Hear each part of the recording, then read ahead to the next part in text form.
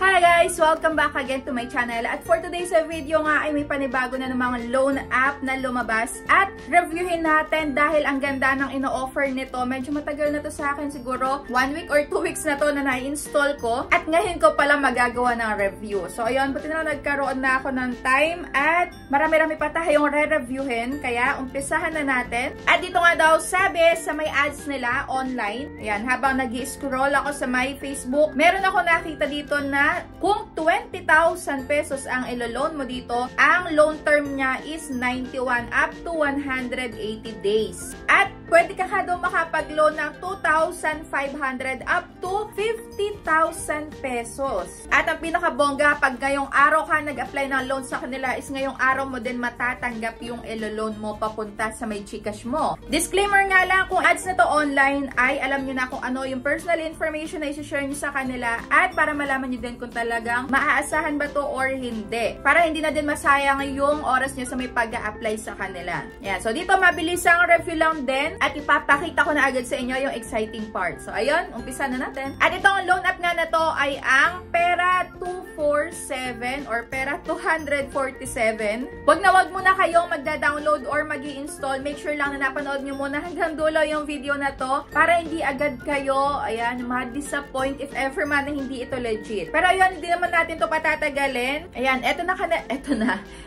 ang kanilang homepage. Pwede ka daw makapangutang ng 10,000 pesos sa kanila at ang daily interest rate ay 5% lang. Yan, medyo mababa to. At eto na nga yung mga sasagutan sa kanila. Ayan, personal information at eto yung mga ID. So ayan, personal information. Hindi naman dito hiningi yung Facebook link ko or yung Facebook username. Kaso nga lang dito, paghayari kong sagutan yung personal information, may lumalabas dito na you haven't uploaded your avatar. So please try after uploading. So nag-check ako dito sa may settings kung ano nga bang avatar yon. Wala akong makita dito, wala akong mapag. Ayan, uploadan ng avatar kung ano man tong avatar na to. At nagpunta nga ako dito sa may bank card information. Baka ito na yung inahantay nila or yung kailangan kong ma-fill-upan. At nung nailagay ko na yun sa may withdrawal method, pwede daw dito ang Bank Omni, GrabPay, PayMaya at Gcash. So ayun, nung naglagay na ako dito ng withdrawal method ko, ini-next ko na.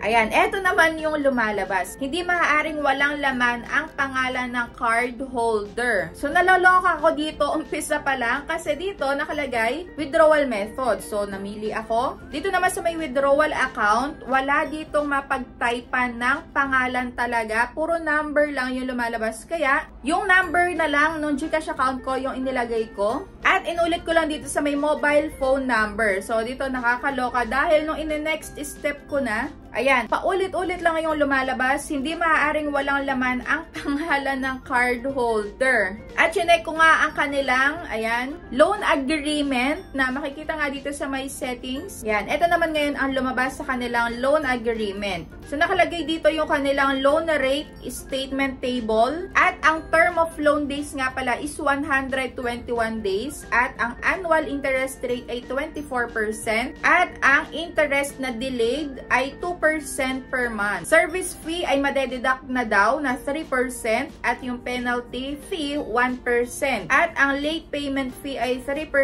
nga at idededuct na nga daw. So dito, ito yung sample disclosure. So ito lang yung nakita ko dito. 1,000 up to 70,000 pesos daw ang pwedeng ma-loan. At ang interest is 2% nga daw per month. Ayan, para sa mga delayed. At may service or processing fee na 3%. So, ayun, inulit lang din nila yung nandito sa may ibaba. At for example nga daw, nag-loan ka ng 20,000 pesos. Ito ay pwede daw bayaran ng up to 121 days. At yung pinaka-interest is 1,600. Kaya ang total na babayaran mo sa kanila is 21,600 pesos. Pero may service charge nga na 600 pesos daw ang makakaltas. Kaya sa 20,000 pesos, ang marireceive mo na lang is 19,400 pesos. Ito, hindi talaga ako mapanatag kung talagang legit nga ba to or hindi. Kasi hindi na ako makapag-proceed. So, ito is mada-download nga pala sa may iOS. At talagang nag-search nga ako online kung ano nga ba itong si Pera 247, kung talagang legit or hindi. Or kung ako lang ba yung nakaka-runs ng ganitong problema or bug sa kanilang app. At base nga dito sa may nag-post na to online, halos due date na daw niya sa 16 at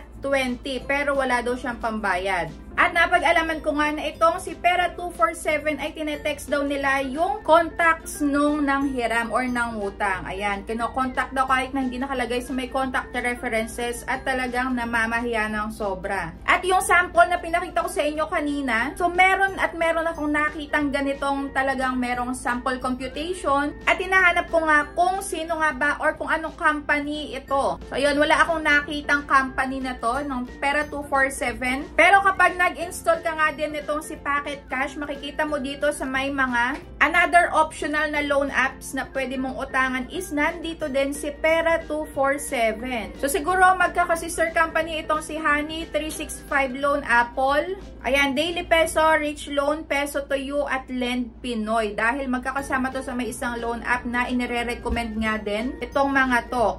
Saka si Dami Credit. So yun, talagang nangaharas daw itong loan app na to. Makakatanggap at makakatanggap kayo lalo na kung hindi kayo makapagbayad on or before your due date. At ayun nga, nakita ko na kung ano nga ba yung kamukha nito na merong ganitong sample computation. So, ang nakita ko nga na loan app is ang Dami Credit. So, siguro ito ay magka-sister company at itong si Dami Credit is talagang 7 days lang siya. Hindi siya 91 days up to 180 days. So, yan, comment down nyo na lang din kung ano yung na-experience nyo dito sa may Pera247 at dito sa may Dami Credit na parehas lang sila ng, ayan, pinapakitang sample computation saka kung may late kayo. Ayan, ang pagbabayad. So, yan, para maging aware na lang din yung iba. So, dito sa may sample computation ng Dami Credit. So, dito pag nag-loan ka nga sa may Dami Credit, dahil kagaya siya nitong Pera247, pag nag-loan ka daw ng 2,000 pesos, ang marireceive mo na lang is 1,100. So, ang matatanggal is 900 pesos. O, diba? Ang laki. At within 7 days lang talaga to. Kaya, yun, nasa sa inyo pa din yung desisyon kung magta-try pa rin kayo dito or hindi. Basta, ayun, pinakita ko sa inyo kung ano yung experience ko dito, kung ano yung mga downside na tong loan app na to. Talagang nasa sa inyo na lang kung ipagpapatuloy nyo pa or hindi. So, ayun lang, kung may gusto pa kayong loan app na gustong ipa-review, ay i-comment nyo lang dyan sa my comment section para, ayun, hindi na kayo mag-install at hindi na rin kayo magsagot ng sobrang hahabang process na yan sa loan application nyo para malaman nyo agad kung ito ba ay legit or hindi. So, ayun lang. Thank you for watching.